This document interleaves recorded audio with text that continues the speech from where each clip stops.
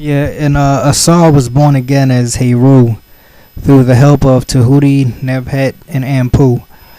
And this was done without any physical contact.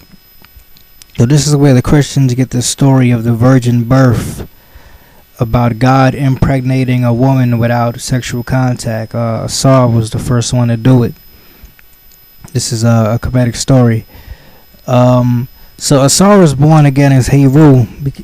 Asar couldn't survive in the physical realm. This lets you know that spirituality, love, peace, and teaching and sharing is not enough to be sustained down here. You have to have some backbone. And this is where Heru comes in. Heru is the balance of the higher qualities and the lower qualities. The deity Seth represents our lower aspects such as hate, jealousy, rage, aggression, all of these different attributes taking control over us and destroying us. This is what Seth represents.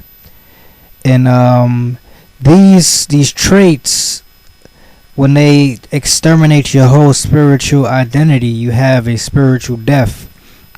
So the rebirth of Asar into Heru represents the higher and the lower.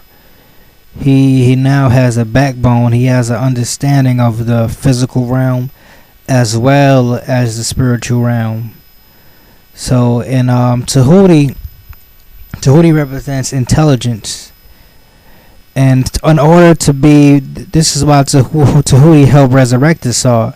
In order to be born again, you must have intelligence. You must make wise decisions. So you see, he has the bird head, the ibis bird, because its ability to dig through the truth and be led straight to the truth and not be blind and know exactly where to look. And the reason why Ampu was there at the resurrection, Ampu was a dog head, and if you notice, a dog can sniff the truth. A dog can you can send a dog on a mission to go find something and it'll go. So Ampu represents the ability to seek out the truth, the ability to know right from wrong based off instinct. And the reason why Aset was there, Aset represents divine wisdom, love, and understanding. So in order you to be born again, you must have wisdom also. You can't just have logic and intelligence. You must be coming from within with your intelligence, beyond time and space, beyond the physical realm. This is letting you know that God, which all of us are, must have the understanding of the spiritual realm, which is everlasting and eternal, and must have the understanding of the temporary existence. So you must understand both of them, or you will not be able to ascend and resurrect into the blackness. So and the reason why Asar sits on the square, they call that standing on the square or sitting on the square. The square is the righteousness. It's a strong foundation. It's solid. It has the four sides and it's 490-degree angles. That's 360, and the 3 and the 6 is in the 9. So it's the 9 for completion again.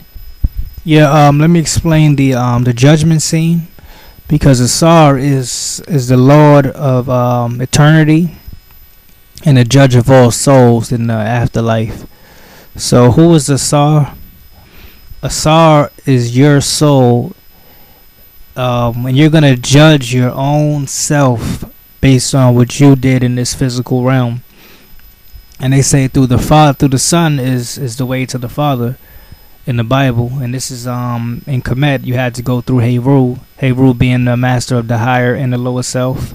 It's you when you at your resurrection stage, and you are going to make your way into your soul after you've been born again, to see where your next incarnation will be. And the Ma'atic feather, which was supposed to be weighed against your heart. Symbolically, your heart was supposed to be lighter than a feather. And this was to let you know that you were supposed to have lived a righteous life. And the deities that are here, you have Tahuti that is here. Tahuti represents your memory and your mind, because all the universe is mental. So all of your experiences, the good things you did, the positive things that you ever did, they're all inside of your brain. So at your judgment, everything that is on your brain, your consciousness, will your soul will be reviewing it to decide your next incarnation. And Ampu represents, you see, Ampu, he is the one that sets the scales even, because Ampu is the trained mind. He knows right from wrong, so he has to be there too to let you know, to eat, because a lot of people have no idea what they're doing at all. They haven't even reached the first stage of resurrection. The Ampu's the beginning to know right from wrong. See, we have been told that some God is supposed to judge us in the afterlife, but really it's us judging ourselves, and we will decide what happens to ourselves. See, this is where the European, you see, the 12 deities is where the European got the 12 judges from, and he got the scale thing. He got that from Kemetic, from us too also. So yeah, I'm gonna go into some other things.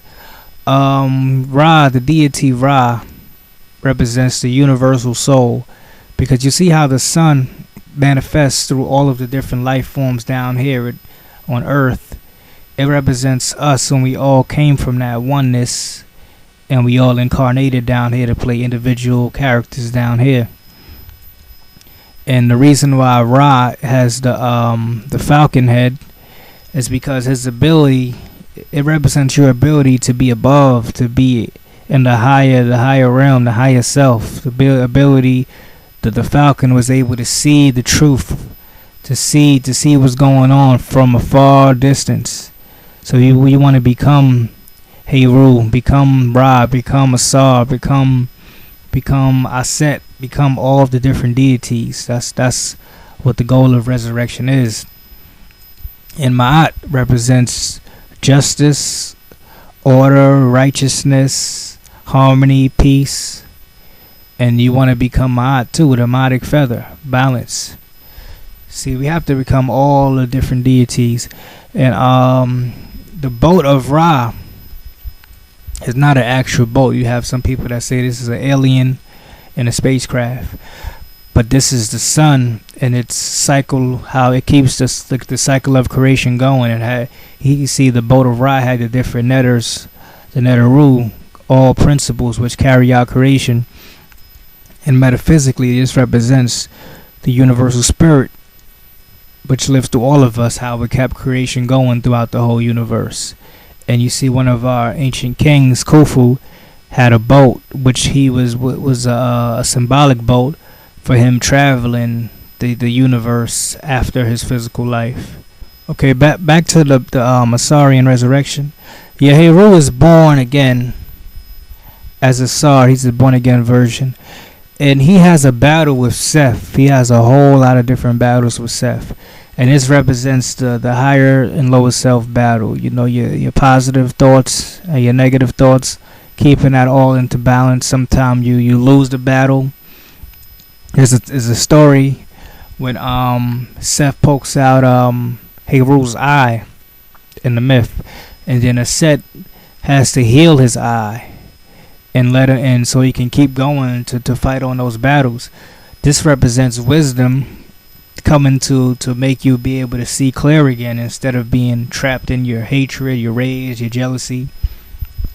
So these battles keep going on and on until Seth is finally defeated.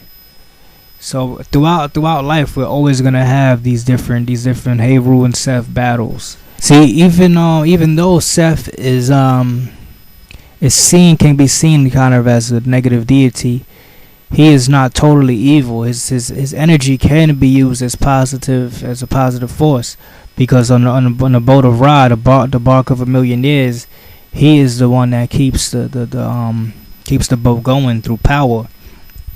So you have to be in balance with both principles. See, the kings, you had a king Seti, because he's from the town where the deity Seth was worshipped. He was a warrior king. see, so he used that entity. He used that inner entity as his power source. See, the deity Seth is where the Christians got Satan from. Setian, Setion, and Satan, Satan. But in Kemet, they the vowels weren't written, so it'll be Stn. And if you remove the vowels from Satan, it'll be Stn also.